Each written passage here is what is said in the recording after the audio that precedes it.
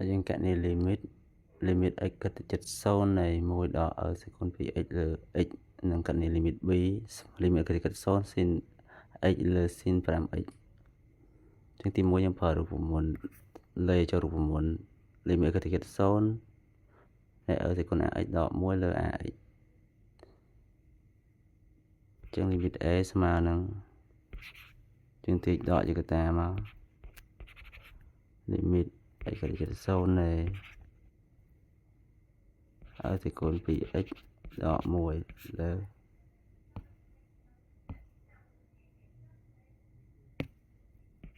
x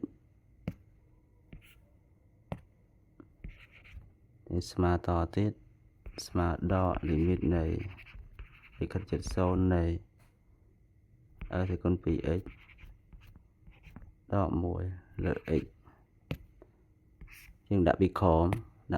គឺដាក់លេខ2ថែមពីលើគុណនឹង2ទៀតមកអញ្ចឹងយើងចូលរួមមុនណា limit x ជិត0 sin ax លើ ax ហើយសេគុណ ax ដក1លើ ax ស្មើ1អញ្ចឹងស្មើសញ្ញាដក1គុណនឹង2អញ្ចឹងគឺស្មើនឹង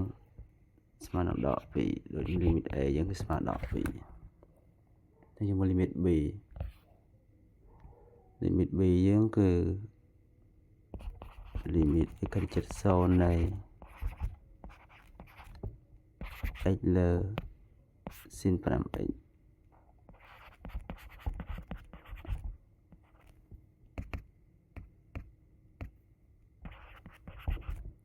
អញ្ចឹងយើង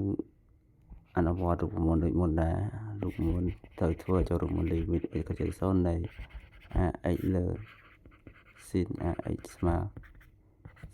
1ចឹងត្រូវដាក់ពីក្រោមដាក់ពីលើថែមពីក្រោមវិញ limit x គិត0នៃ 5x លើ sin 5x ចឹងយើងដាក់ពីលើដាក់ពីលើ5ថែមពីក្រោម5វិញ